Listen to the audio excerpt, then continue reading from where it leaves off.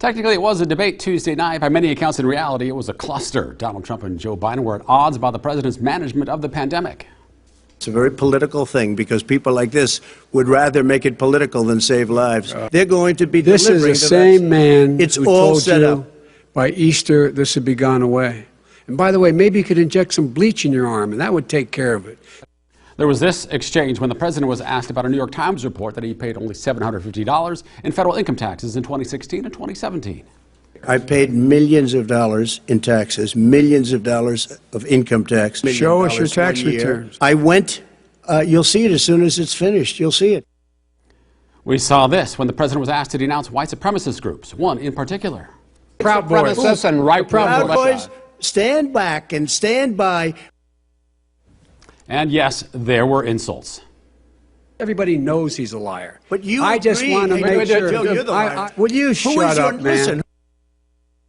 President Donald Trump and former Vice President Joe Biden certainly put on quite a display during their first debate this week. If you watched it, I'm sure you have your own adjectives to describe it. We'll talk about some of it this morning with former Rock Island County Republican Party Chair Bill Bloom and Democratic political consultant Porter McNeil. Nice to see you both as always. Let's get right to it. The debate marred by interruptions and questionable assertions. Jeremy Stahl of Slate.com actually counted at least 128 times the president interrupted Joe Biden or moderator Chris Wallace. Biden's interruptions were in the dozens, those attributed largely to Biden trying to be heard or to correct the president. Now, the fact checkers had a field day. We can't get into those here. It would take hours probably. There are plenty of articles. Both candidates got facts wrong. However, the different fact checkers found Biden to be more truthful. I guess, what should the roughly 73 million people who watched this debate take away from it? Porter? Well, I think the president came into the debate angry, and he indulged that emotion throughout. His own team had agreed to the rules of the debate about interrupting and the time limits. And so what we saw, I think, was one issue after another triggering his temper, which I think is, true to form. It's who he is. It's how he governs. It's how he works with his staff. And so he let too much of that show. And so I think hopefully the next debate you will see after the commission enforces different rules here, a better strictly adhering to the rules and more civility. I don't think any candidate wins over undecided voters by attacking unrelentingly the moderator and his opponent's son for having a past drug addiction problem, and all the litany of sort of attacks that President Trump launched during that 90-minute debacle. It was the worst debate I've ever seen. It was not a Lincoln Douglas. It wasn't Kennedy Nixon. It wasn't Carter Reagan. It didn't come close. It was an embarrassment. And I just hope, for the sake of Americans, that we all can see a better debate in the next few weeks. Bill, what should people take away? Do you agree with Porter that it was the worst debate you've ever seen?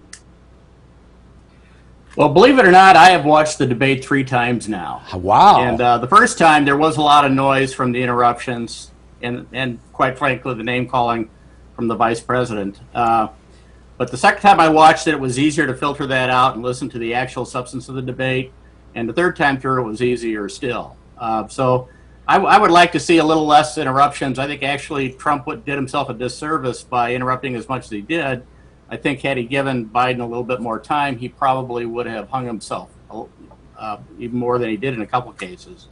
I think if people do listen to the debate more than once and filter some of the, I call it interruption syndrome out, if they can kind of get past the interruptions and listen to the actual exchanges, there's actual meat in that debate and a lot of things to consider.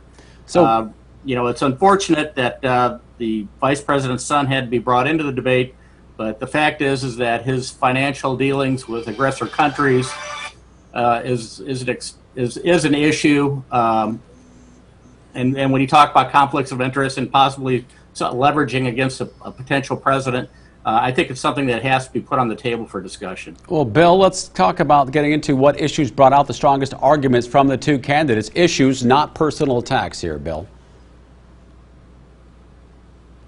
Well, one of the things that watching it through the second time, one of the things that I picked up on is that early in the debate, Chris Wallace brought up the issue of will Joe Biden pack the Supreme Court, and will Joe Biden do away with the filibuster? And Biden basically went into an infomercial talking about people need to get out there and vote and show their interest. And so then Donald Trump interrupted and said, well, what are you going to do as far as, are you going to release your list of potential Supreme Court justices?